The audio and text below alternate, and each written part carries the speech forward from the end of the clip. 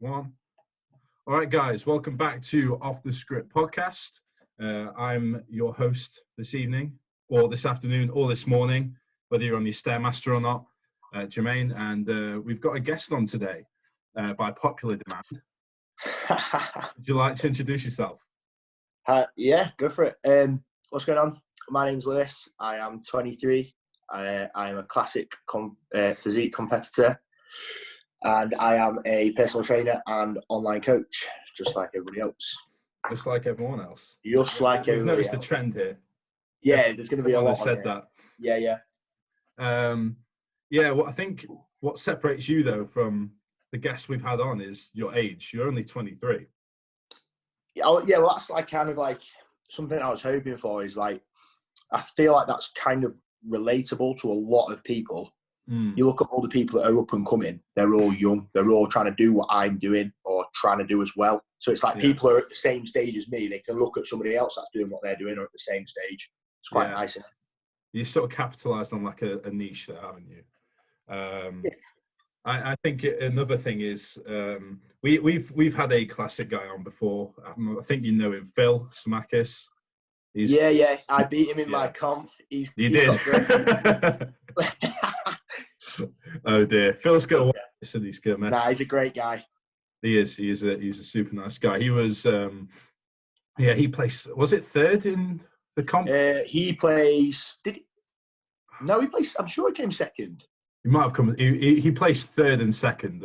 He came second in my show. Mine was a PCA Manchester show. He came second. I'm sure. Yeah, and he's the guy with the crazy posing music, isn't he? Yeah. Okay. Puts a lot of time into his routine. He's sound. Yeah, for sure. So yeah, he's a similar age to you. I think I've noticed that across the board, really, with classic, especially now that it's like it seems like it's the new men's physique, right? It's definitely increasing in popularity. It's a very popular category now. Yeah. What are so run us through your competition history? Yeah. So I started competing in it would be 2016. Wow. Okay. I accidentally did the PCA Hull show. I had no idea what any federation was. Accidentally? I didn't know it was a PCA show. Okay, I didn't know anything about bodybuilding. Just knew it was a show. I just kind of thought, there's a show that's quite close to me. I live near Hull. I'm going to do that show. Yeah. I didn't know what a bodybuilding prep was. I didn't know anything. I literally Googled bodybuilding coaches, found a bodybuilding coach, which happened to be Jamie Dorigo. Really? Wow. Randomly found him on Facebook and paid him to coach me. Got absolutely shredded for this show that I didn't know what it was. Turned up, and actually there was people like Matt competing there. I didn't even know who Matt was, and he lived in my town. Wow. And I was 18, ended up placing second, and thought, I'm pretty good. I'm all right. Yeah, this isn't bad. Was that in men's physique? Yeah, men's physique. Yeah. So I thought, this is good. Like, I enjoyed that. Finished that show, competed the next year, got a new coach, kind of had a better idea. Didn't even have Instagram when I first competed. So yeah, got Instagram, kind of had an idea. I thought, this is what the fitness industry is like. Okay. Then I went on to competing with UK BFF. Did a UK BFF show, qualified for the finals in October in UK BFF. And then there's people like, there was like Zach Ainsley, Dudley Dixon, who's going for his pro card. He looks really good at the minute. Yeah. Ross Allen was in my category. Wow. Isaac Francis. So these are all guys that I was against on stage. By the way, they all absolutely fucking battered me. I was going to say, these are big guys as well. They're not small. Yeah, like me in comparison to people like Ross and Isaac. Yeah. Honestly, was ridiculous at the time. But I think in the finals, there was 33 of us. And I came 13th or 14th, which I was pretty stoked about. I was happy. That's good, mate. Yeah. And I remember like watching people like Rob Taylor, Josh Bridgman was there, people like that competing at the same show. And I was like, I had no idea who any of these people are. Yeah. I was just to be fair, these guys, when they, like, 2016 was an interesting time where a lot of these people who are now really, really big names were really just getting started themselves. So yeah, really came up in that sort of like time. Because I remember seeing Zach Ainsley at Body Power. I think I've been training like 6 months or something. Into Body Power that May. And I remember seeing him. I was like, I kind of recognize him. So I went over and had like a 20-30 minute conversation with him. And now he's, you know, obviously he's got like 1 million plus followers or whatever. He came last. Yeah. It's funny, isn't it? It's funny how it works. That'd be an interesting one. We should get him on. I'll get him on next time, if possible. And his podcast will blow up. Yeah, he's probably got loads of fans. Yeah, and then the next year, which would have been 2018, was my worst year. Yeah. I thought, I'm going to go for the UK BFF finals again. Well, that was the year when they kind of, I'm not sure if you knew, but they took the pro card off UK BFF. Oh, right. Okay, yeah. And then started making the two bros. So I went and did a qualifier and thought, I'm loads bigger at this point, like a lot bigger. Let's say I was 82 kilo 2018. I was like 91. 2017, 82. 2018, 91. So I was a lot bigger.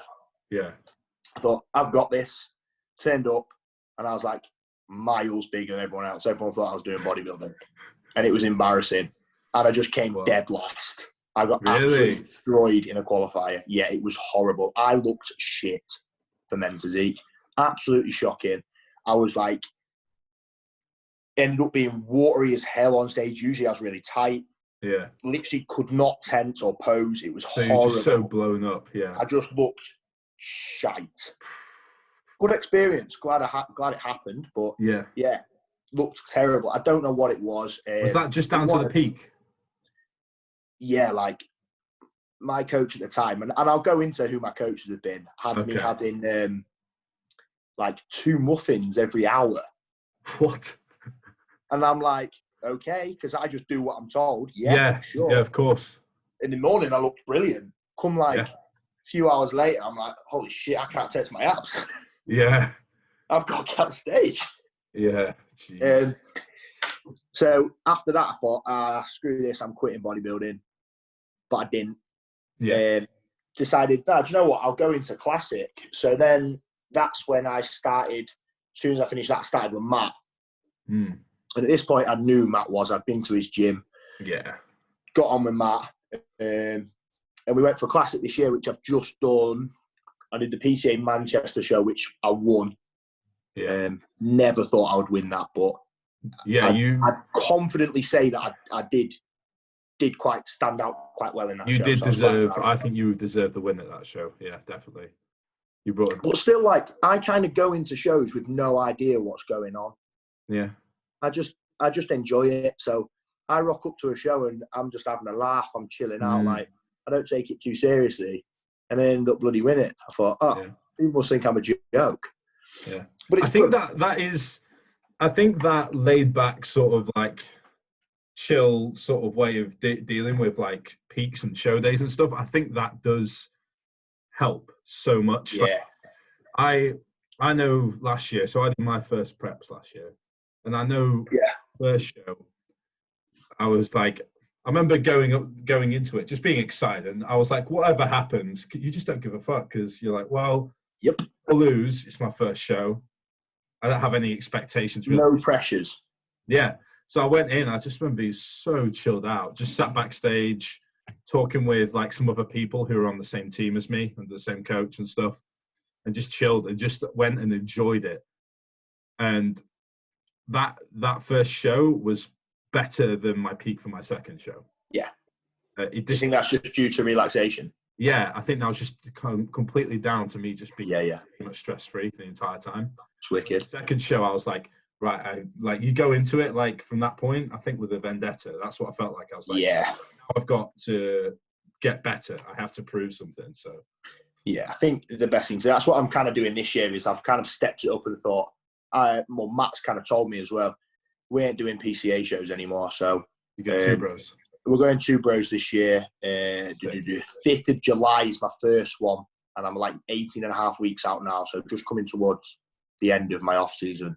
Yeah. And we're just going to see what happens. Like, I don't have any expectations. I just think these guys in 2 bros are huge. I'm no way near my weight cut off, so I know there'll be people that are right at the top end of that weight cut off that are going to be a hell of a lot bigger than me. So I'll just get up and see how I compare. Yeah. That is literally all I think about it. And then I'll just do the best that I can. And with that like being said, it makes things so much more enjoyable. Like so much more. Because I just don't expect anything. I just think, I'll give it a go, have a bit of fun. I'll beat what I looked like last year. I've won. Yeah, absolutely. It's like, as soon as, like, I think that is the biggest thing. It's the gratification part of it. Like, you know, without a doubt, turning up on the day, you will be the best you've ever been. Yeah. Out.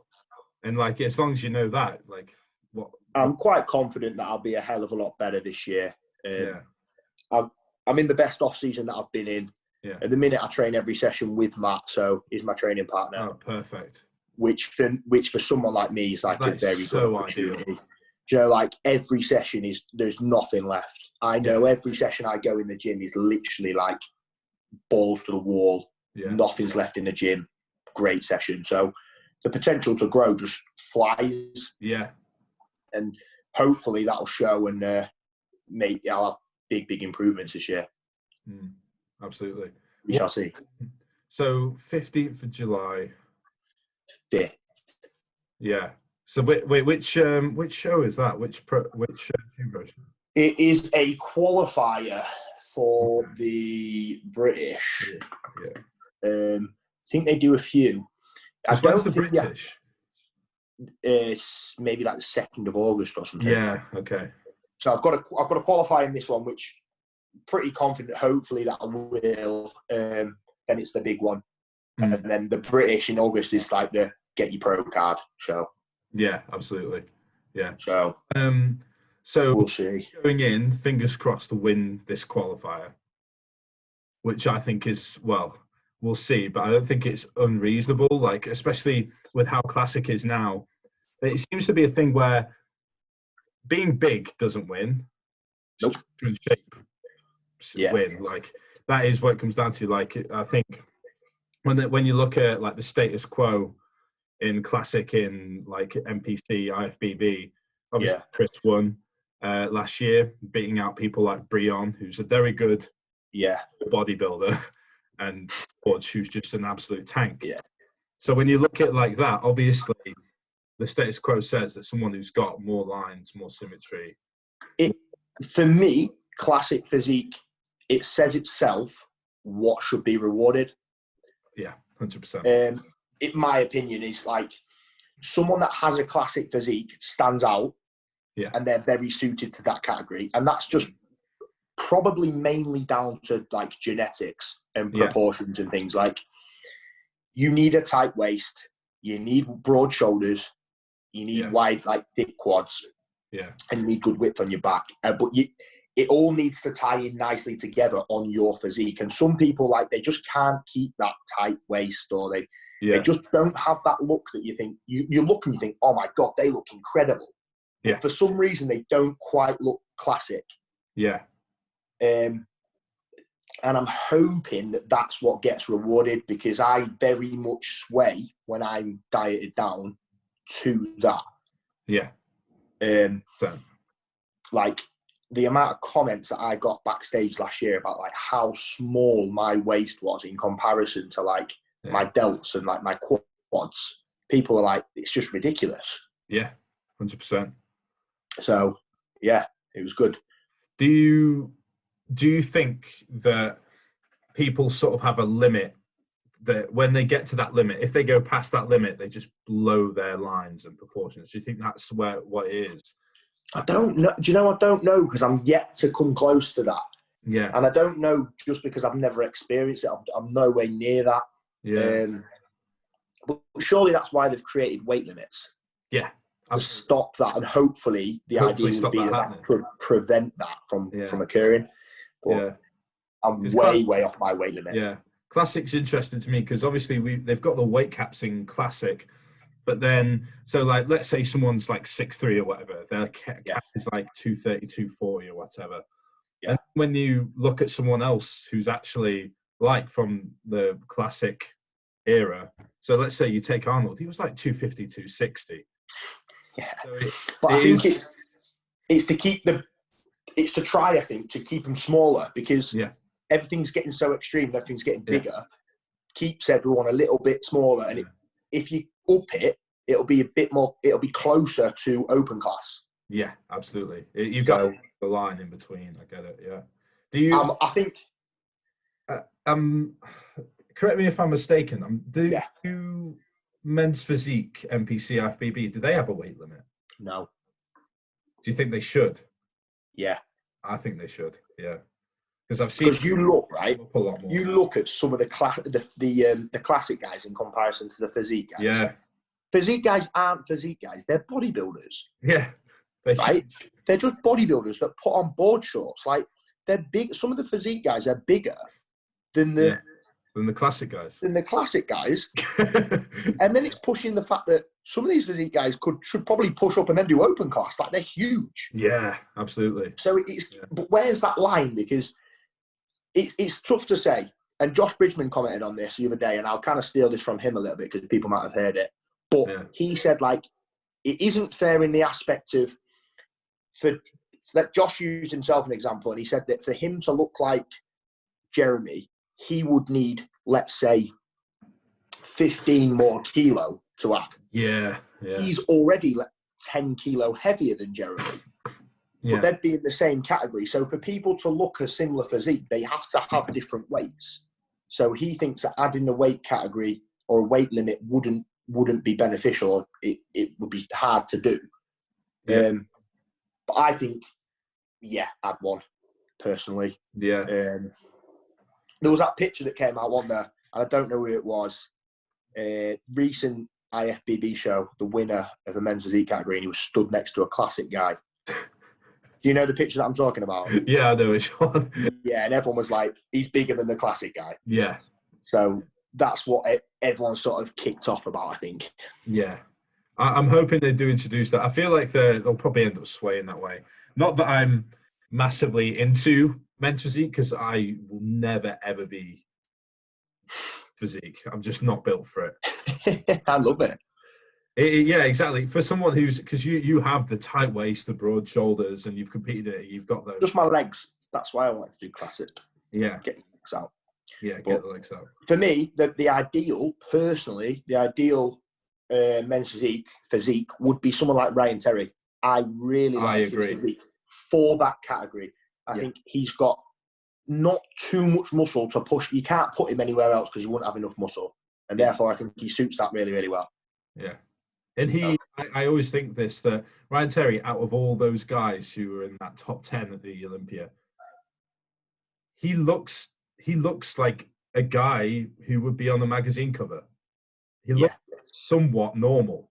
Yeah. If you put a t-shirt on him, you'd just be like, oh, he's a big dude. Like, but he's not a freak. You won't look at him if he was walking in the street and go, he's clearly a bodybuilder. No, you just think, you know what I mean? Like a jacked gym model or something. Yeah, exactly. Yeah, exactly. Sort of look. Yeah, definitely. So that's your competition plans for this year, and like your plans for competing. Are you? So let's say you do get a pro card. What then? Yeah.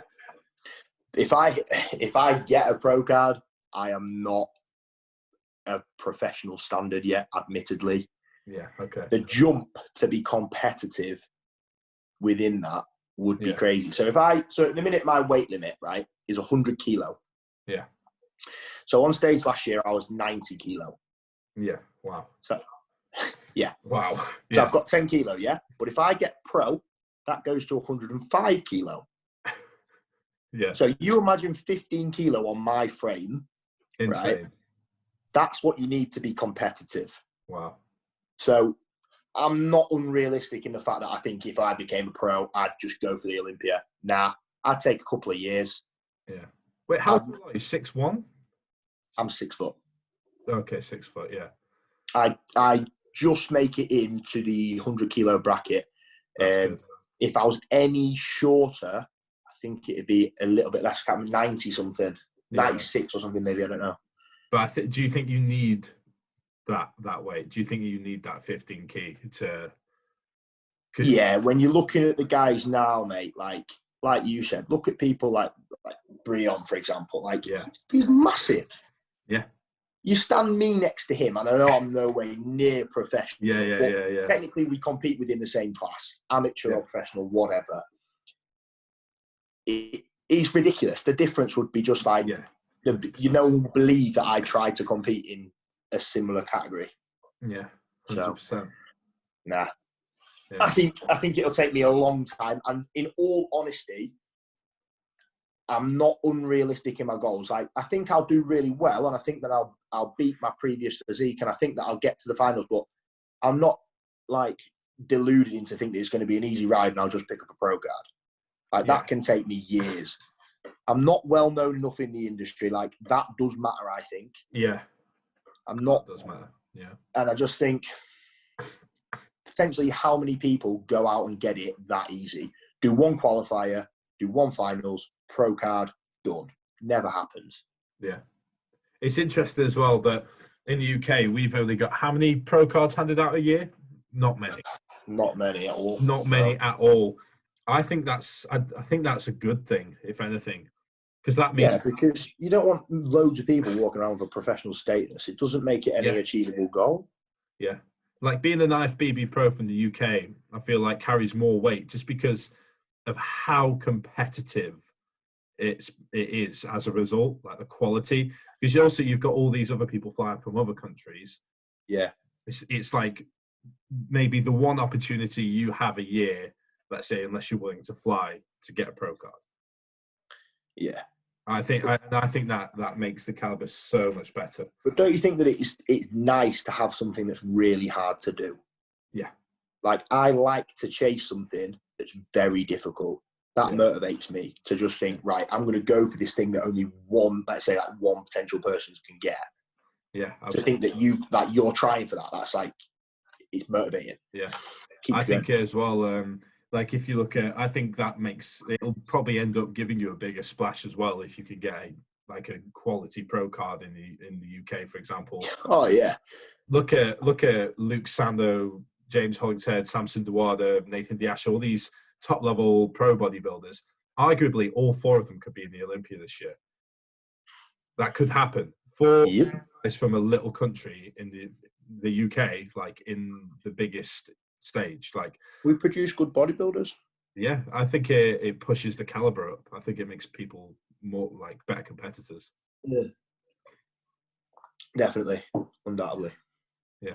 So let's talk a bit about your business as a whole. Yeah, that's exciting at the minute. Yeah. So how you're a coach, so you're currently coaching competitors, yeah?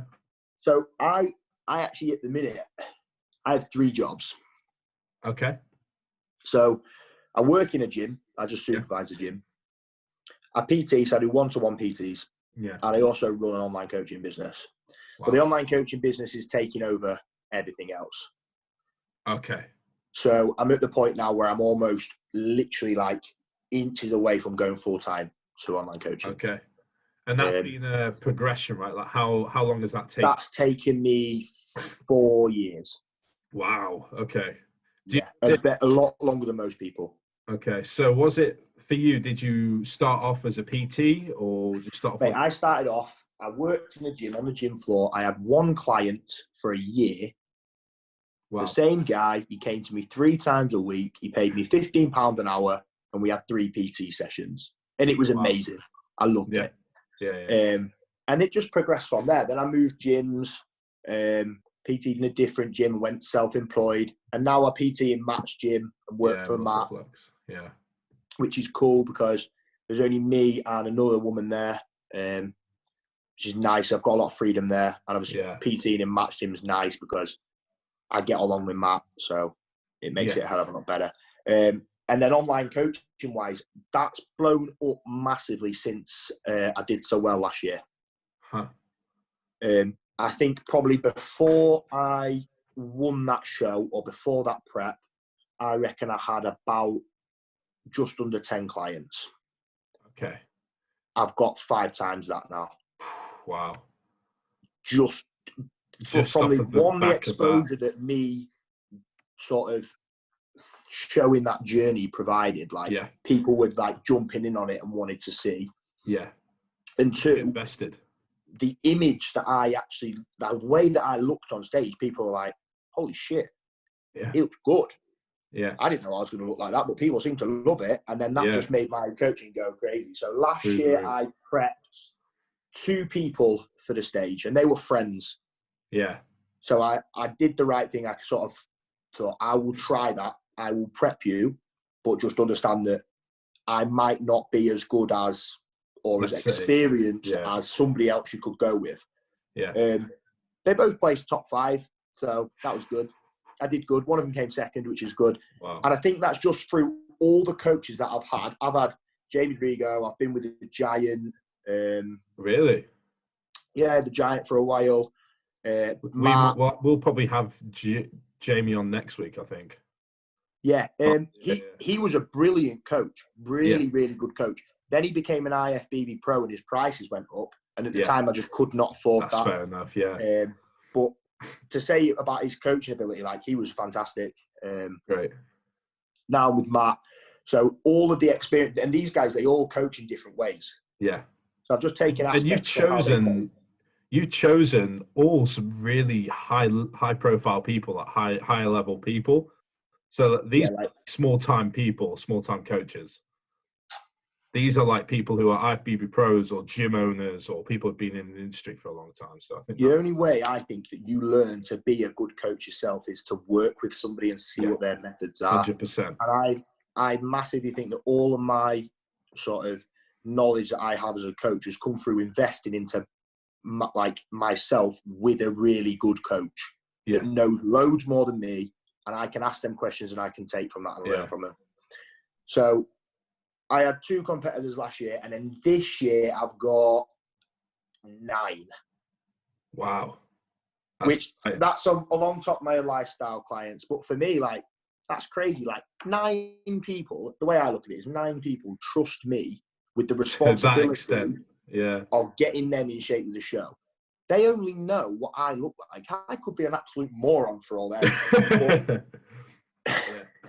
I like to think I'm not, but I could be. Yeah. So that's wicked. Like, it's a really good feeling to know that my own personal achievements have helped me grow. And then obviously since then I've worked with a lot of clients. I've got hundreds of transformations, and then I've picked up loads more clients because they've seen proof of what I can actually do. Yeah. But yeah, so I mean, that's going well. Business is good. Hopefully within the next couple of months, I'll be a full-time online coach, which means training with Matt. We can train at whatever time in the day. Prep, I can get up, I can do cardio when I want. Things will become a lot more adaptable to make my prep easier. Yeah. So I've got a few questions about online coaching in your business as a whole. One thing which I think is really interesting, and is something which I've started to do now and toy with now. Bear in mind, I've prepped once. I've only had 1 coach, and I'm not willing to just prep someone. I'm not willing to do that. I don't know enough. I'll openly admit that. I had a fantastic coach. I had AJ Morris coach. Yeah. And obviously, like, I paid him however much a month, and it wasn't just the investment in him being a good coach to get me ready for the stage. It was like you said, it was the knowledge base that I got out of it. But do you think there's a point that you need to reach before you're in a position to contest prep someone? Do you think was there like a point for you where you're like, I know enough? Or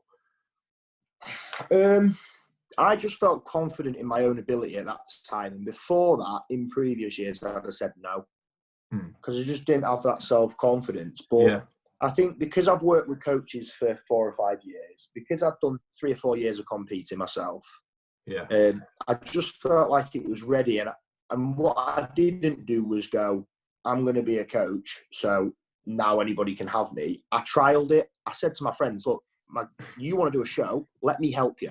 Yeah. And let me see if I can do what I think that I can do. Yeah. And I'm confident in my ability. But if it doesn't go well, you can always find somebody. And it did. And you could see from like the first sort of couple of months that what I was doing was working really well. Great. And that just gave me more confidence in my ability. And then it built up from there. I think you need to have experienced a lot. I think you need to have made a lot of mistakes. And I think you need to have done it a lot of times yourself to know. So because I've done it all myself and I've made a lot of mistakes myself and I've done stuff wrong, it means that I've got the experience to know what to do with people and to know what to do if things go wrong as well. So just build it up over time. Yeah. So do you think, something that I've seen a lot, and I keep hearing people say this, is like, oh, well, you've got all these online coaches who haven't got these qualifications, or they're not this, they're not that. Yeah. But you have to start somewhere, right? You have to actually like you do mistakes. Do you think that there should be, as silly as it sounds, like a way of vetting coaches based on like how qualified they are? I don't know. It's difficult. It's very difficult because where's the line? Everybody needs to start somewhere. Yeah. Then the problem you get with this is that the people that need to start somewhere charge not a lot. Yeah. And then people pay them because they don't charge a lot in comparison to someone that does charge a lot. Yeah.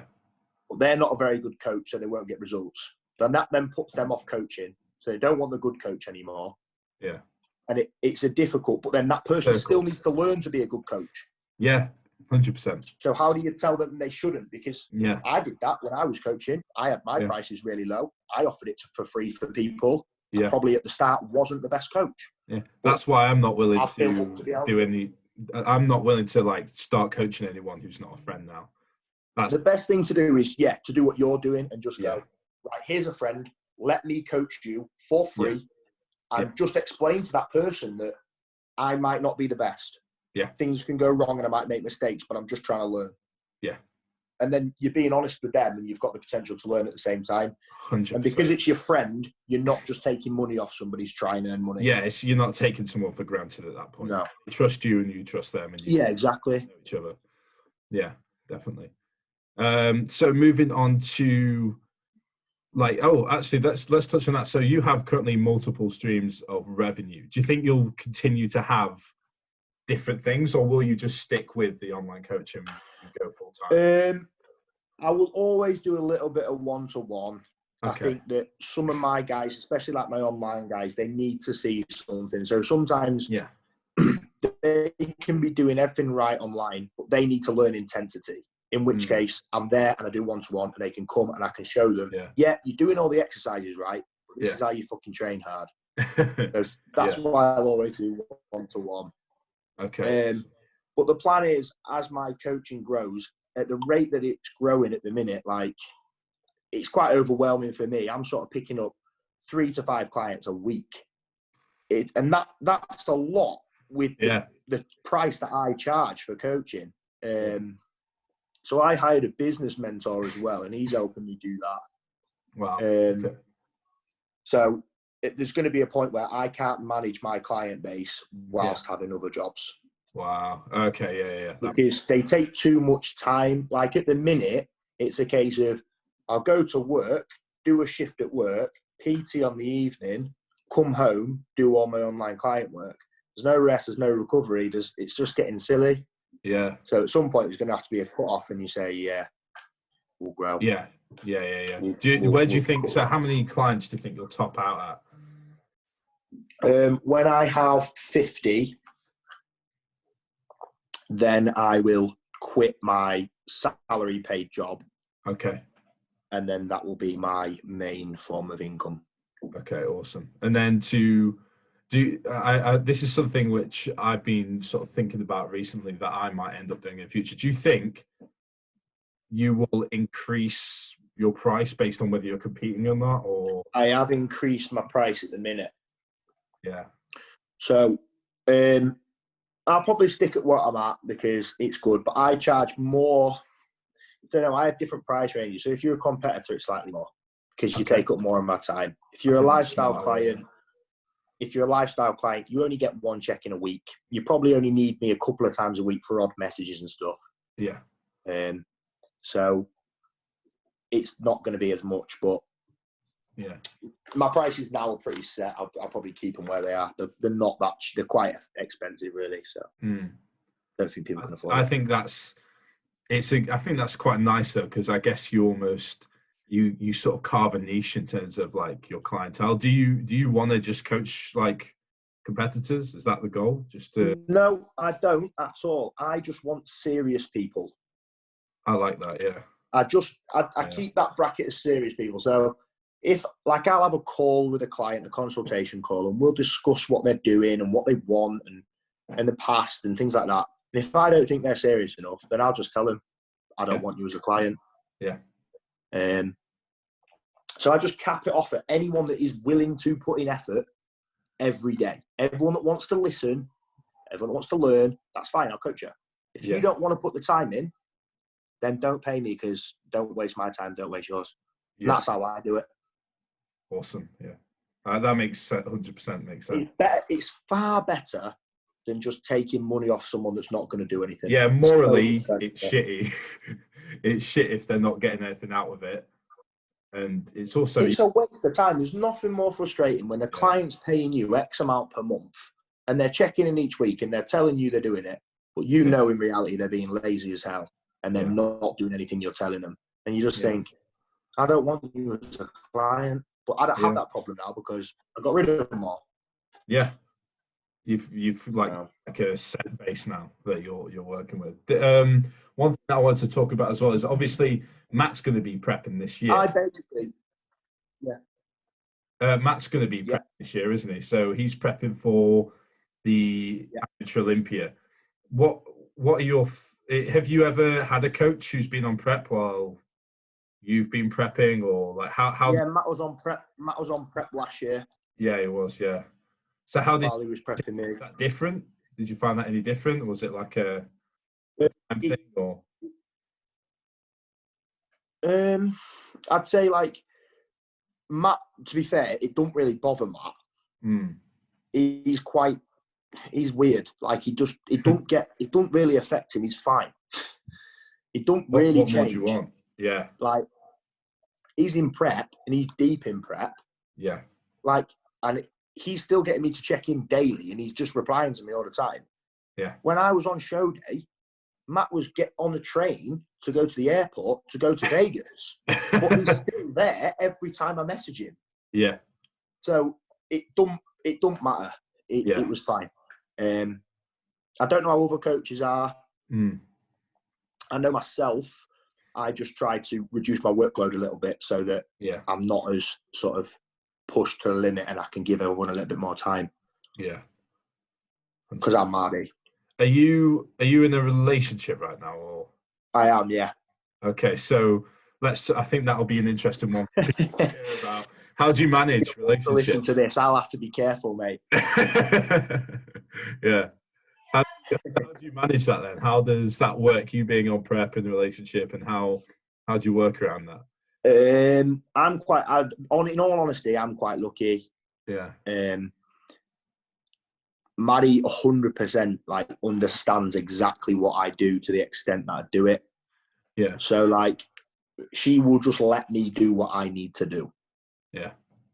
So like, if I need to get up and do cardio, so let me come. If I come back from that and I'm Marty, leave me to it. I'm fine. Do you know, that's like amazing. It's that understanding of each other that is just a phase that I'm going through. That's not how I feel permanently, but it's that communication that you need. So just setting it in stone with whoever you're with.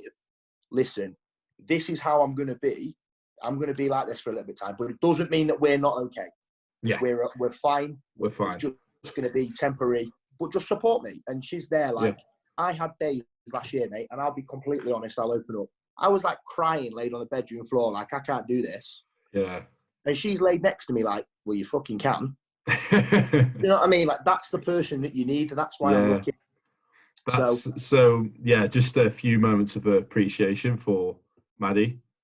She's good. Yeah. She's good. Yeah. Apart from she's a terrible cook. So if she tries to help me prep my meals, and she'll hate me for saying this, but if she tries to help me prep my meals, they're terrible. What does she do wrong? Food. Mate, have you ever, like, I've got mince, right? And I make my mince in a burger, yeah? She'll put them in the oven for that long that they shrink into a tiny little like pea. And I'm eating like a rock hard burger. And then she'll put it in my bagel and there'll be no sauce and it'll be dry. Oh, no. And I'm there for like 30 minutes chewing through this bagel and I've got jaw ache. Oh, it's just, she needs to learn. So this year, what we've said is that she can stand for a week and watch me. Take note how I do things in the order that I do them in. Yeah. Because you know what I mean? Like, you know, when you're on prep, like I like my rice on the right of my veg. Like I like 5 grinds of salt on it. Like it has to be like that. It gets so intricate, especially the closer and closer you get, the more you need that consistency. She needs to learn that intricacy. She needs to understand what I need, and then she can imitate it and just do it the same as I like it. Then she'd be like perfect. Maddie, you know, apart from that, she's pretty good. Just to state that, yeah, Maddie, you're doing a great job. But 5 salt, not 3. Okay. Yeah, so relationships is a big one. I think it doesn't get massive. Yeah, covered enough. Like I remember, so last year when I was in prep, I had my birthday, and I just competed. It was a weekend after my first show and 2 weekends before a second show. Yeah. And so this is partly my mistake, I think. But me and my family went away for the week, like for a few days. We went to Tenby in Wales. So, and basically, like over that couple of days, I trained at, do you know Tenby Dungeon Gym? It's Hill's like old training centre. It's where he used to prep Lex and people like that. Yeah, okay. So I was training there and stuff, and I was with my family, and bearing in mind, I'd barely been home throughout the entirety of prep. If I went home to see family in prep, I went home for a weekend, let's say. Yeah. They only saw me for the span of 24 hours. That period of time, I was with my family for 72 hours or more. And I definitely noticed that, like, I just got so pissed off over the littlest things because they hadn't seen me the entire prep. They hadn't seen like how intricate it gets and like how deep it gets. So I would be, and they didn't understand that. Obviously, like you said, I'm not pissed off at them. I'm not angry at them. It's just prep. It's just for now. So it would get to a point where like we were walking around the beach and stuff, and I'd just go quiet. I wouldn't say anything to them, and they'd be like, "Jermaine, you're all right?" I'd just be like, "Yeah, I'm all right." That's it. Like, well, you are okay though, aren't you? You're completely fine. You've just got a resting bitch face like forever, and they all they see is that. And it got to the point where we walk along the beach, and I was like, I looked at how many steps I'd done that day. I was like, I'm going to go over I was like, I want to be able to save some steps for tonight. So I was like, right, I've got to go back to the hotel. Like, what? I'm like, well, I've got to have my next meal, and then I've got to train, and it's legs, and I don't want to do any steps before I train legs, otherwise it'll affect my performance for legs. Get that, mate. And they when I said that to them, I just saw their faces drop, and they were just like, they couldn't believe it. They couldn't believe it was that deep, and they don't get it. Yeah. Do you think?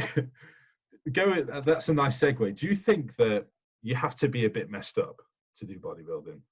Yeah, I think you either have to be a bit messed up or it'll mess you up either way. Yeah. So I think you've got to have like a different mentality. I call it my little prep bubble. Yeah. And I like being in that bubble because it means that nothing else matters. Yeah. So like when I'm like in that little prep bubble, I could crash my car and I wouldn't really care because it's done. This is prep. Like it's weird. I enjoy that. I think you've got to have a certain mentality to have that mindset because you've got to be able to switch everything else off. Yeah.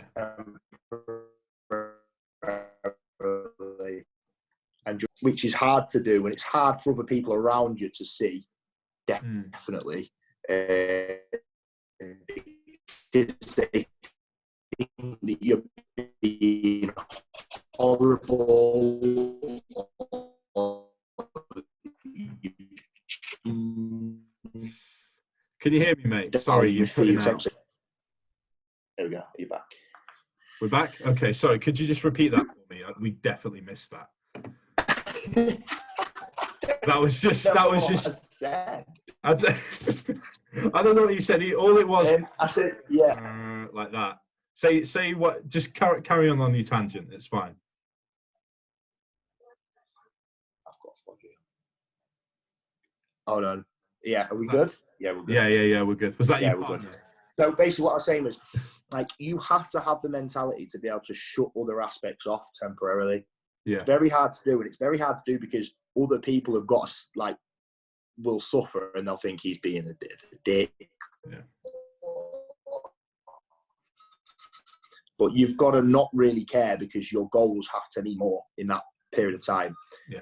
Some people might maybe not as much because they might not struggle, but if you're someone that, like me, that I do suffer quite a lot, you have to have the mindset that it doesn't matter how much you have to sort of leave behind or how much you have to shut out, because the goal is more important.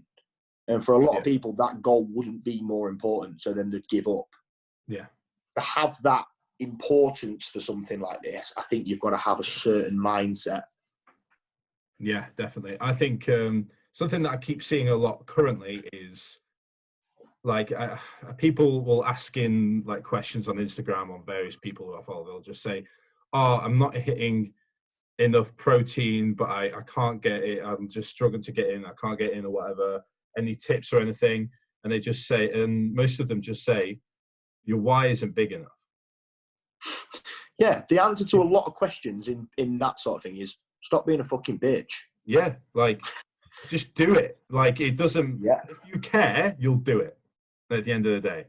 That's what and people don't have that mentality, and that's not a bad thing. They just don't have that way of thinking. Like, if I have a 12-hour day at work, and Matt ups my cardio to 2 hours, and I've also got a 2 hours weight session, and I've got X amount of food or whatever, I don't think, I don't know where I'm going to do this. I think instead, okay, where can I do this? Yeah. Do you know what I mean? There's no ifs or buts. It's I will and how will I? Yeah. 100%. Yeah. It's not a bad thing if people don't think like that. It just means that they may not be cut out for the extremes of bodybuilding. Yeah. Absolutely. Do you think everyone has the same why in a way? Do you think everyone is just sort of like, I want to do it because I want to win a show, or is it? No, I think people have different forms of motivation. Okay. I think some people just want to improve. I think some people want to beat themselves. Yeah. I would think some people want to be the best. And I think nowadays it's becoming a common trend is a popularity thing. People want to try it because it looks cool. I think as well, typically, the people who do it for clout don't get that far. No, they don't, because you can't do it for very long. You don't want to do this shit year in, year out if you just do it for a bit of popularity. And if I was doing it for popularity, I would have probably given up by now. Yeah, you would 100%. Yeah. People always ask, why would you want to do this? It's impossible to explain. Yeah. I find it so hard. Say to them, I was like, because I love doing it at the end of the day.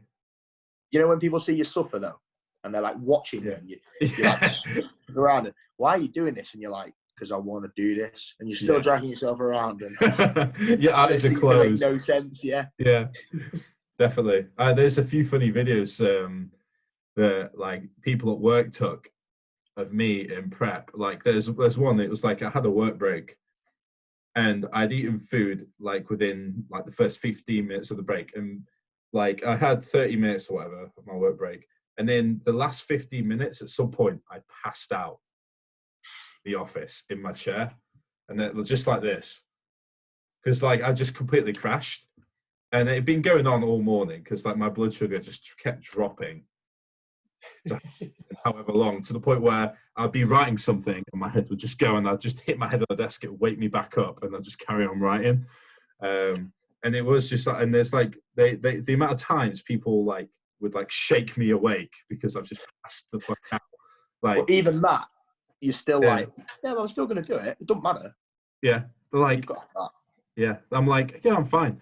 I had there's one thing that was interesting that happened, I think, towards the end of prep was, there was one day where I just looked so fucked that my co-workers found my coach on Instagram and messaged him because they were concerned about me, because they thought that they were like, hey, look, it's like he's not been eating meals or something. He looks half dead.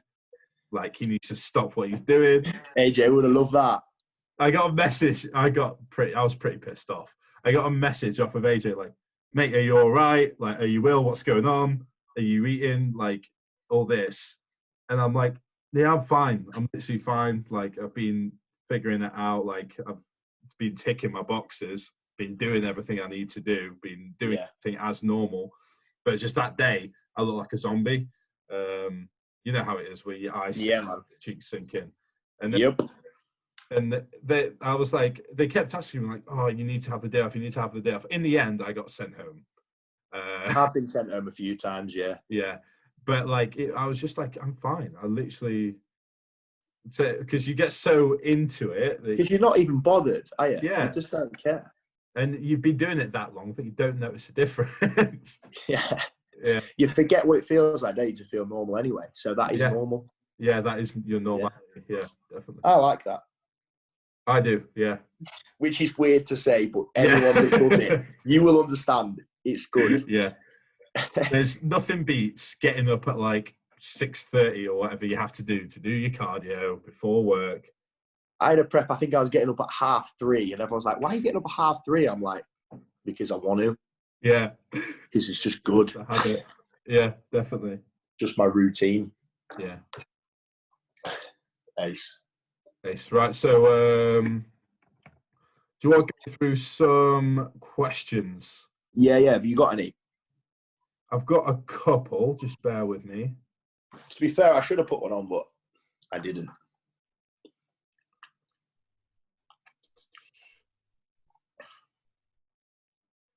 Got them in the chat. There's a podcasting chat. People are trying to call me out, ask me some questions, and get me to say some things. I like it. It's nothing. I don't think it's anything. I don't mind. Incriminating. Don't worry. I don't care. So what is your, okay, so here's one. Approach to recovery. So this is one that people ban this around a lot, because you've got the and people who are like, you've got to wake up at this time, like you know, doesn't matter how much sleep you get, you just got to do the work and all this. What is your approach to recovery? Do you think there's like a method for you? Something like that? First, like recovery wise, first off, like initial thing is going to be food. Yeah.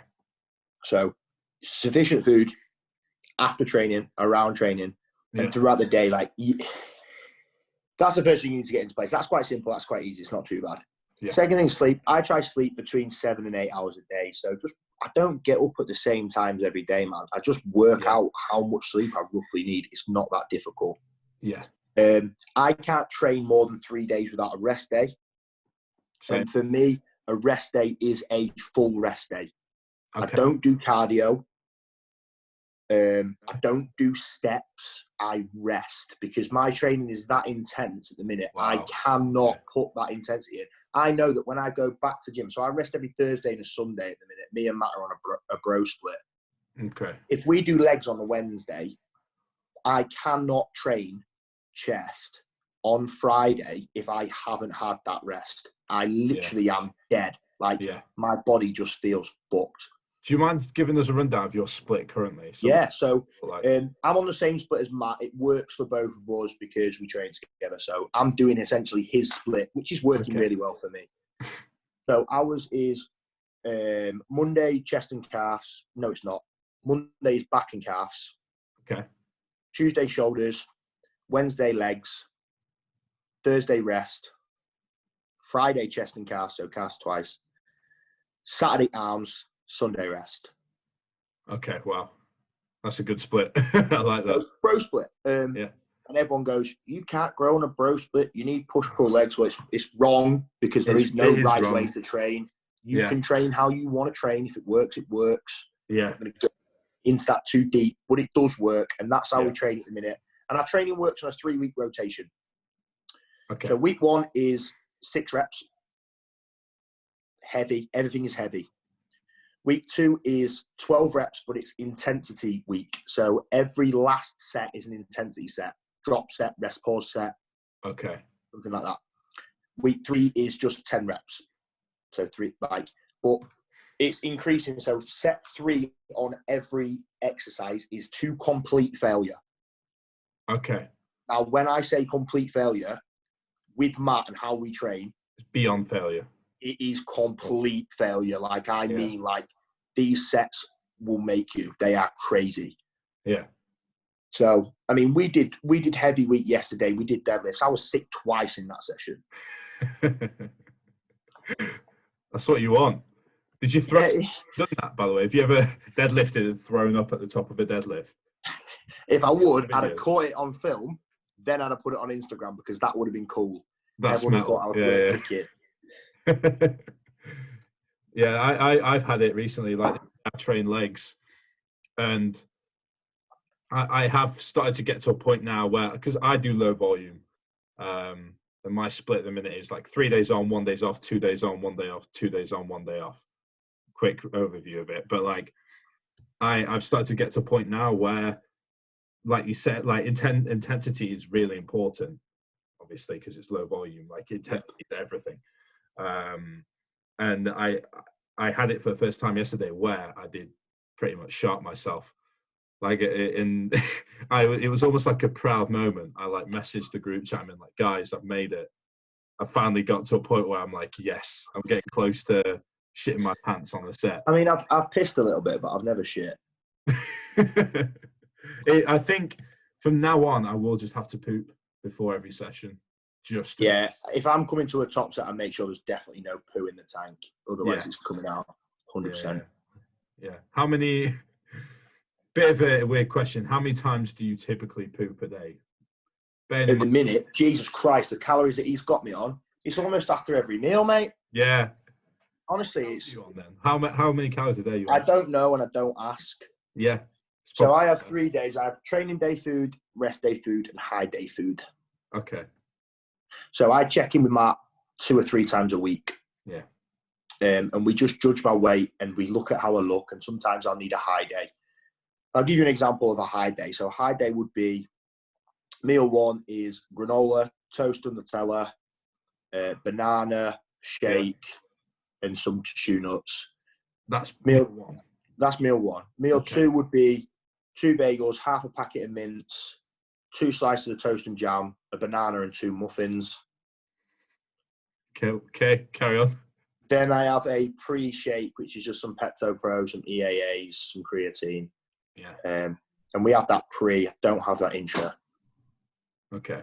Then I have a post-workout meal, cereal, more toast, banana again, and then I have a cheat meal. Okay. Which is not fun. Anyone that says that that's fun, it's not fun. It's not fun, yeah. And that's a high day.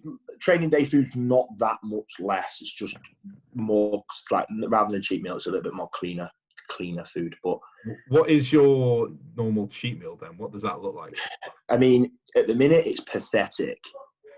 Like, Maddie joins in on these cheat meals for pure motivation. She eats far more than me. It's embarrassing. Really? Yeah, she's great at it. I mean, sometimes it'll be something simple like spaghetti bolognese. Okay. Or sometimes it's like we'll order a pizza. Yeah. But my appetite, to be honest, that's one thing I'm trying to get better at, is learning to eat. I'm not a very big eater. Yeah. And that's obviously essential for somebody that's trying to do what I'm doing. Is to be able to eat is such an important thing to be able to do, and I'm shite at it. Yeah. So we're getting there. But I don't control my macros, or I just literally say to Matt, You tell me what to eat. I'll eat that every day. If it changes, you make the changes. And he does it. I don't want to know how much food I am. Same as when I'm cutting, I don't want to know how little food I am. I just want to see it written down, and I just want to eat what's on the page. Interesting. Don't care. Do you think, so for you, do you think if you knew, would that rattle you a bit if you knew? It won't rattle me. It's just too much thought that I don't need to know. I've got other people's information in my brain. I don't need my own. That's Matt's job. That's true. Yeah. That's fair It's enough. just far easier for me to act like a robot, to read and do. Do you know what I mean? And I think that I work well off that. The thinking about it, it just adds for me too much stress that I don't need. Yeah. I'd overcomplicate things. I've tracked macros in the past. I got annoyed with it, and I'd end up not eating as much sometimes as I potentially should, because I think, oh, I'm too full here, like I'll stop. But if it's written down, I'll eat what's written on the page. Yeah. I think that's a nice way of looking at it. I've been speaking to a lot more people recently who are getting ready for shows and stuff, who have different coaches, and like hear about how they do it. Because for me, for my prep, I knew all the macros, but I worked off obviously the food weight and values, etc. But I did know the macros.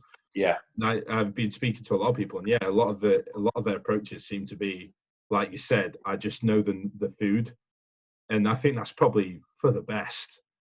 I don't even know if Matt knows my macros. I think he just increases it. Yeah, as long as you're consistent, it doesn't make a difference, really. Because he knows I'm so robotic, and I'll do every day what needs to be done. Yeah. If you start to drop weight, it's quite easy to just chuck in 50 odd grams of carbs, but it's not that hard to do. Yeah. So, but whatever my food would be, it'd be very high. Yeah. To the point where I hate it. See, I'm lucky because I've always been a fat kid. I've always been lucky with food, but I've never had to absolutely pound food yet. I probably will get to that point, but I've not so far had to pound ridiculous amounts of food. The worst thing is when you're literally gagging on meals and you put in the effort and you get them all down and you check in and the scales are down. And I just think, what have I got to do here? Like, come on, someone just do me a favour. I just got to put some weight on. Yeah.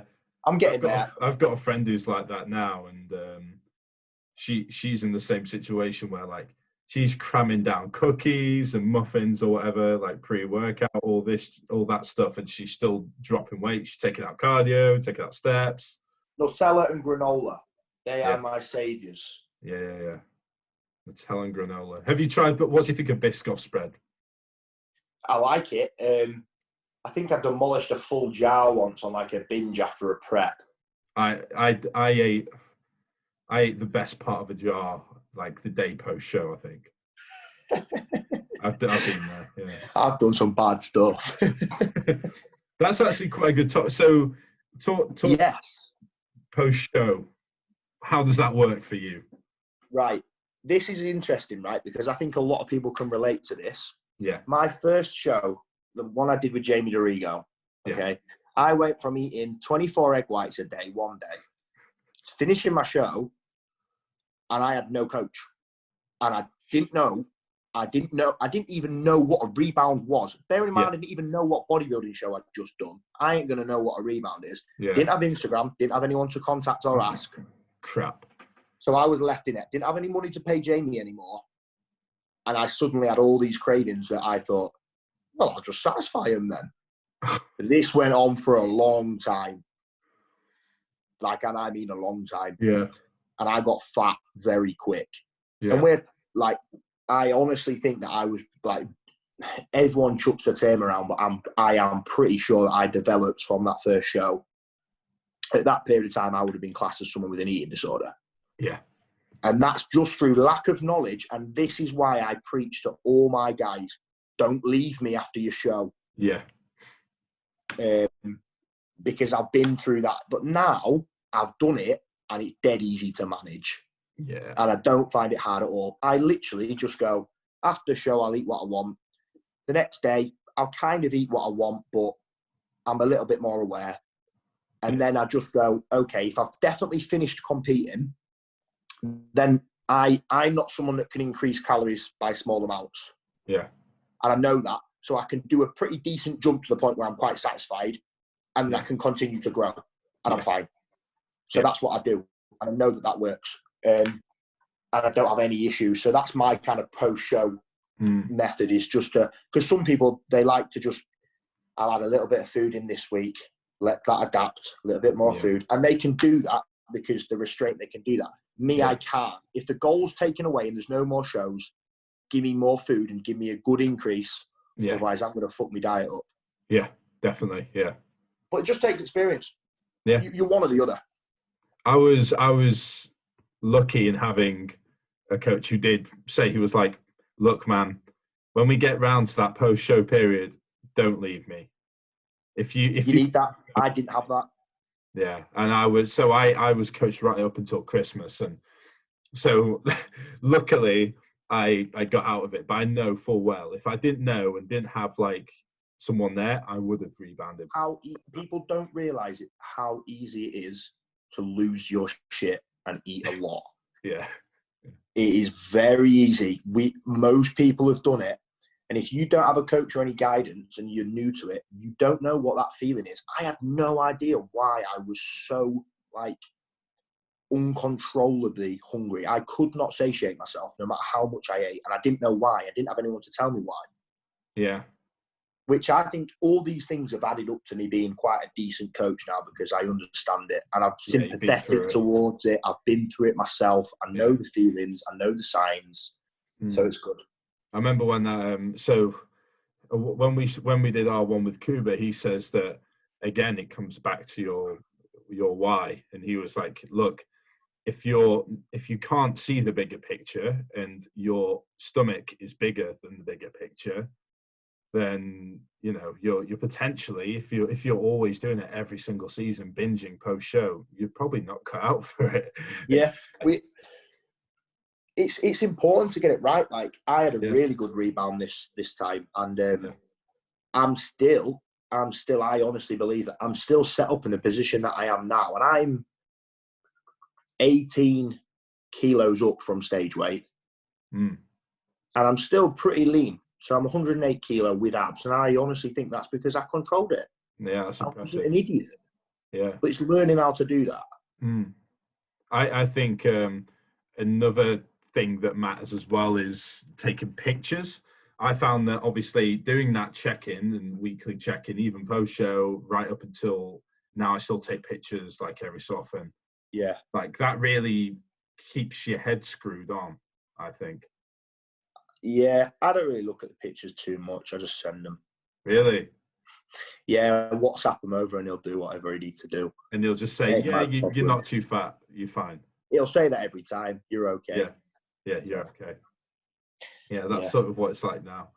I need to stop. What I've started doing more recently is every so often I'll post just me hitting a pose or whatever on Instagram and just put it down to poll, put it down to the public opinion. So which is probably a bad idea, but in my head I'm like, well, if the general people on Instagram think I'm fat, I'm definitely fat. So far, seems that I'm but in fat. reality, why would it matter if they think you are fat? Because that's not really detrimental to your goals anyway. Yeah. The bigger picture's there, you know. Yeah, as long as you understand why you're fat. Not fat, but you understand why you're in that condition, then. Yeah, like I'm still not, obviously, I'm a wee little natty who's only 20 years old, but I'm still not up to my pre-show weight yet. I'm still not, I'm a good. I'm way above that. I'm You've had a really good rebound. That's really impressive. For me, what was I on stage? I was like under 80 kg on stage. But by the, what I found was at the start of prep, I was 105. Jesus. I was a fat bastard. So now I'm still under 100. So it was definitely like a thing for me of seeing pictures and going, well, looking at how I was at the start versus during prep. Yeah. Like that was something that helped me as well. Just keep me under. Yeah. 100%. I agree. Yeah. So let's cover actually while we're on this topic. How do you manage a rebound? Is it just entirely down to the individual? Yeah, it depends on that person. So you get indications of what they're like, dieting wise or goal wise, or like them as themselves are like during a prep. I can kind of figure out how they're going to respond, and typically if they're someone that like moans a lot or they find it difficult, then they might need a bit of a spike, I find, in calories, because they'll struggle to slowly increase. But if there's someone that isn't really phased by how hard it gets, and someone that does, like you said, they can look at the bigger picture, I find that they're very easy to just bring out of it slowly because they don't mind these things. Yeah. So it depends on the person themselves. I always think it's far better to bump up calories a fair bit and put them on reasonably high food rather than just put them really low and let them continuously binge. So you need to figure out what they're going to do, because if they're going to binge every week and you've got them on lower calories, they're going to be eating more than what you'd put them on in like total calorie amount anyway. So you might as well increase their calories and have them controlling their food a bit more. Yeah. What I ended up doing was, we bumped me back up to maintenance basically within the first week. Yeah. And I just had like a little, like one thing, like a snack that I might have every day or something like that. Look forward to that snack, yeah. Yeah. And that would hold me off. I'd be fine then. Yeah. Mine was baby rice. I just added a lot of that, and I really like baby rice. Yeah. Baby rice is a good one. Bodybuilder things. No one normal would eat. You take it to like a normal workplace or something, and people are like, "Why are you eating baby food?" Yeah. My answer would always be, "Have you seen how quick babies grow?" And I'm like, "I'm going to eat this, and I'm going to grow at that rate." That's such a good answer. And they're like, "Really?" And I'm like, "That's genius." Yeah, no. I remember. I think the first person I saw do it and have it was my friend Tim, when he was like in prep, and he used to mix his chocolate mint whey into it. Mine was different. Mine was baby rice, pink salt, then I'd get toffee and banana flavor drops from My Protein, and I'd put loads of them in. I'd make like banoffee baby rice, and then with my whey, I'd make that into a cake and put it on top. And then I'd just have that, and I'd have my baby rice, and then I've got 2 bits of food. That's genius. Oh, I'll have to do that next time I prep. Oh, mate, I've got so many tips. The other thing that I love in prep as well, ketchup on lettuce. People think this is weird, right? Honestly, putting ketchup on lettuce is incredible when you're in prep. That was my favourite thing last year. Loads of... Just explain it to me, because I don't quite understand that. Right. I ended up being the point where carbs were low, and I had to eat a lot of veg to try to somehow just like get through the days. Yeah. It gets very boring, and I really like the taste of ketchup. So it's just something to put my ketchup on. Yeah. It's as simple as that. Yeah. It gives it a bit of crunch. You still get the taste of ketchup. The texture's pretty nice. You're winning. I would not do that in off-season, no. I think at one point I tried it in prep where I got a bunch of lettuce leaves and tried to make a burrito and tried to use like a wrap for my mince. I think I tried that at one point. Turned out all right, but just at the end it just fell out all over the place. I was like, this is too much effort for my prep brain. So the other ones, you blend your whey with loads of ice and some guar gum. To make like ice cream. And that's a thickening agent, and you can eat that with a spoon. That's good. Oh, that sounds good. This is good, to be fair. It's good at last meal every day, that was. Wow. Brilliant. God, you're giving me all the tips. Hopefully, my protein stays high enough for long enough where I can have it, so I could have that at the end of the day, and also have a cake maybe in the whey isolate cake. That'd be the dream. Like the dry, mate. You're like eating a dry ass like cake. Oh, but it's good. But you have it though, and you're like, this is the best thing ever. Yeah. Like, this is a good start. This is a good start to the day. Yeah. Brilliant. Right. So, how long have we been? Just out of interest. We'd be going an hour and a half. You good? Yeah. How many we got? What we got left? We've just got a couple. We'll speed through these. Right. Okay. So another one that we have is. So what are your thoughts on the state of coaching as an industry at the moment, as a coach? I think for somebody that's not very knowledgeable, it's a very saturated industry, and it can be very hard to distinguish a decent coach from a shite coach. Agreed. Yeah. To put it simply, there's so many people what would be seemingly offering the same service for similar prices, but they aren't the same service. Yeah.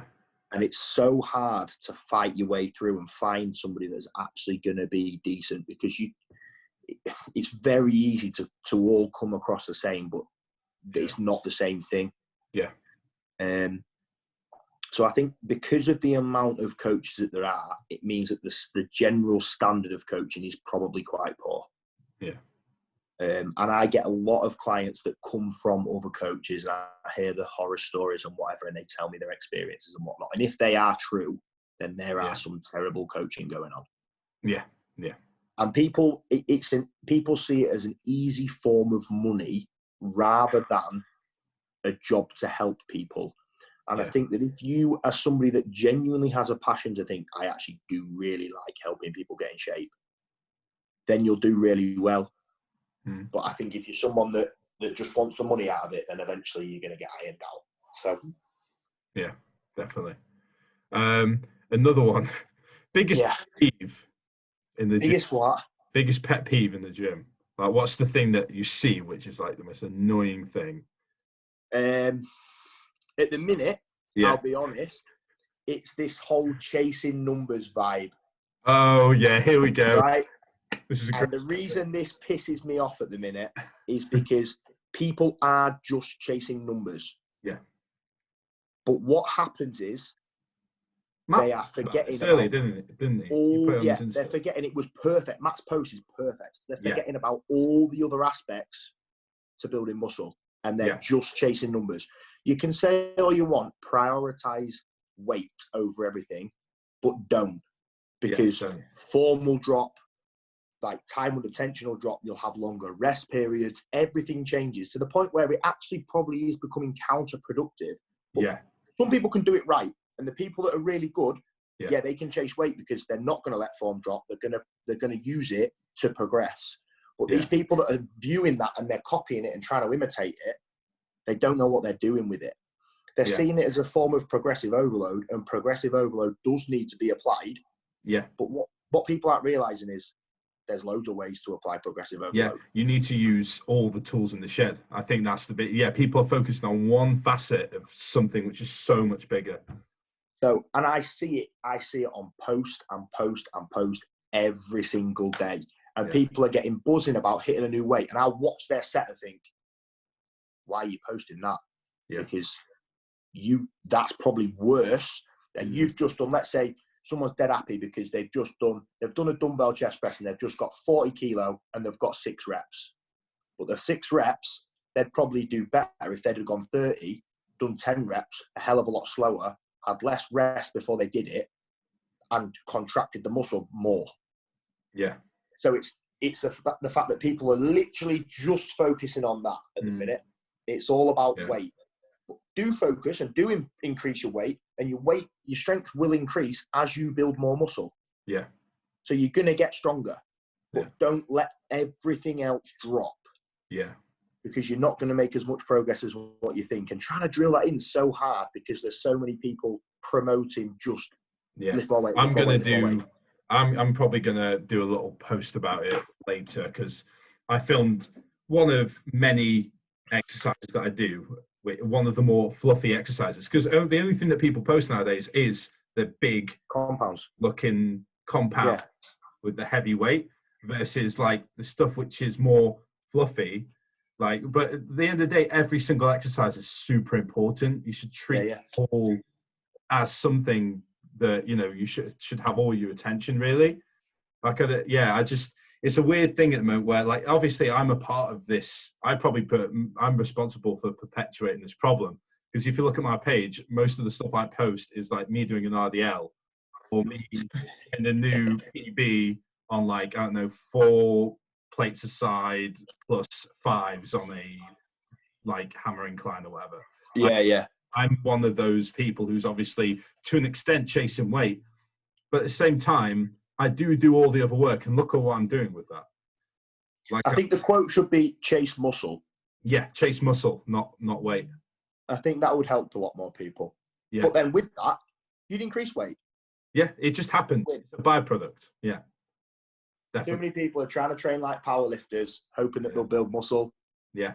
I think I'm lucky in that the first thing I saw when I trained was Arnold and them doing ridiculous amounts of volume.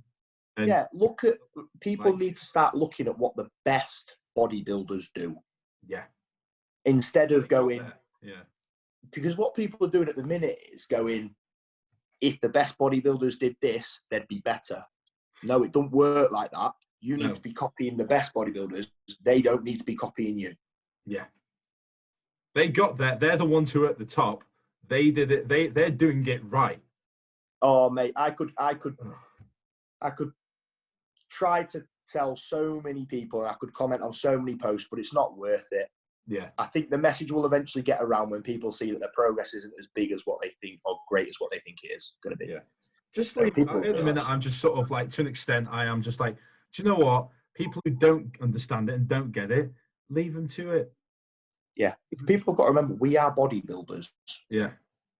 Like, why do you think that you doing whatever you're doing would be better than someone who's twice the size of you? Like, it's beyond. Yeah, we'll see. Hopefully the phase will calm down.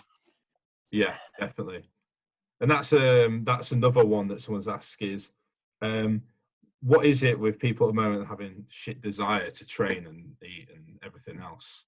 Like, I think that's something that I've seen just in general. Like, obviously we talked about it already, actually, but yeah, people at the moment, it does seem to, people are just turning it into like a science experiment.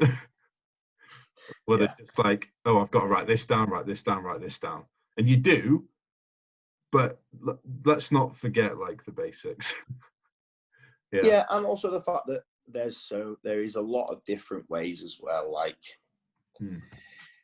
I think with that, people get so used to just copying the person that they like, and then thinking that that's the only way that they can do things. Yeah, absolutely. It's not the case. There are a lot of ways to make progress. Yeah. Typically, what I think is the person that you like and would like to look like and kind of resembles your structure, probably look at what they're doing. They probably have a good idea. They know what's happening. That's what I did. Yeah. Another one. How do you manage sex life in prep? In prep? Yeah. I'm lucky, mate. Yeah? Yeah. Everything just works perfectly, yeah. That's partially down to Maddie. I'll give her all the credit. Right.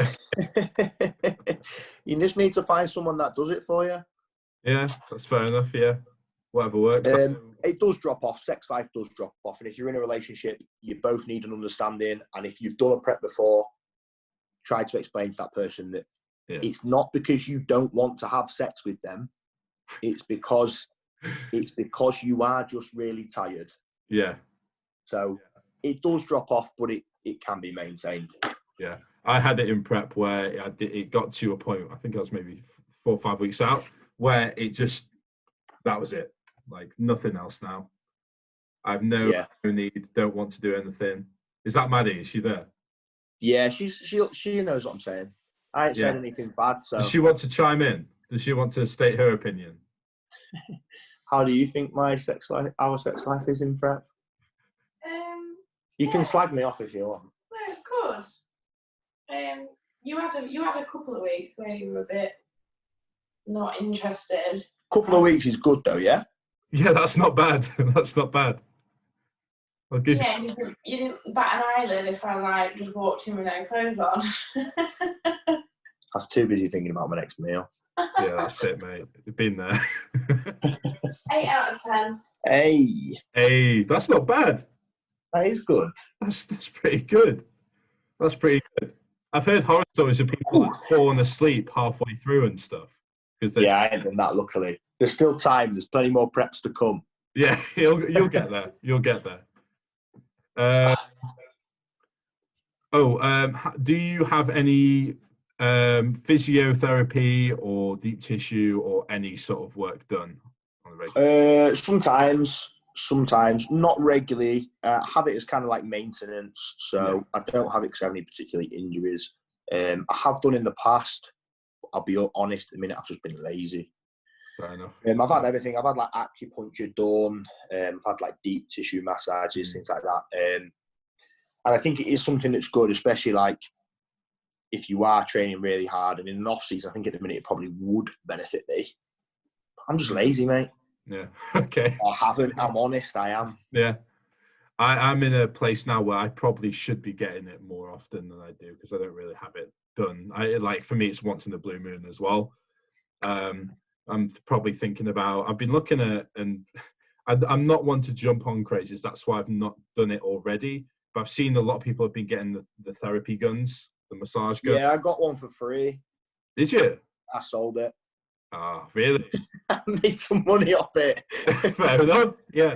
Wait, was it any good though? Was it any good while you had it? Yeah, but again, I'm too lazy to sit and use it. Okay. Fair enough. Sell it for? You know, how much did you sell it for? 100 quid. That's pretty good. That is pretty good. Yeah, it is a good one. I need to. I've been talking to a lot of people, and from what I've seen, a lot of people are saying good things about it. And it's a fad at the minute. Huh? It is fad. It is a fad. That's why I'm sort of been waiting. I'm like, when the fad drops off, are people still saying the good stuff about it? Yeah. Is it just that, or is there something else to it?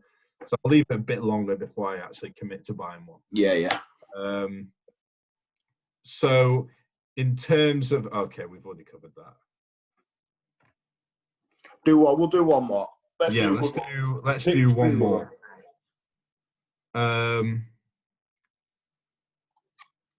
This is a classic one. Okay. That people always ask. If you could go back to when you first started training and tell you something, what would it be? Stop being a bitch. Yeah. I don't think I realised how long I trained like a little bitch for until not that long ago. Like, I always think there's different levels of intensity. Until you reach the next level, you don't know there's another level. Yeah. And I would have thought at the time, and if you ask anybody, like, do you train hard? They'll say, yeah. At the time, I thought, yeah, I train hard. Looking back now, I trained not hard at all. It was terrible. It's that intensity that I was probably missing. The exercises themselves would have produced a lot of results and the workouts would have been okay, but it's what I was putting into a set. Like, I'd do a set of 10 and I'd just stop at 10, regardless of if I could do more or not. Like, put some work in. Like, I don't know, it just, there was no desire for progression. There was no desire to make things really hard for myself, or it was just training. Yeah, I think I was the same up until maybe towards the end of 2018, which is when I moved to Birmingham, moved to Ultimate, which is where I train now. And obviously there's some absolute animals here. Time in the real, like a gym with actual bodybuilders who are competing and are. So seeing that and like obviously trying to match intensities and stuff, I think that was a blessing, having some sessions with some animals. You need that, 100%. I think you do need that to reach the next level. All right, awesome. So we've been going for an hour and 45 minutes, mate. That's good. That's really good. Time has flown by. That's one of our longest ones. Cool. So I think we're going to leave it here. Thank you for listening, guys, whether you're watching or listening, whether you're on your Stairmaster, whatever you're doing. We'll be back next time, probably with another guest. But yeah, thank you, Lewis, for coming on. I appreciate it, bro. It was good. We'll probably end up having another chat if you want to come on again when you've actually started prep. Yes, when I'm doing all right. Yeah, just have a check-in We with. can have a chat when I win. Yeah, definitely. Yeah. Then we can get the clout off of the back of your win. Yeah, you heard it here first. All right, guys. Thank you for listening. Thanks, Lewis, for coming on. Nice one.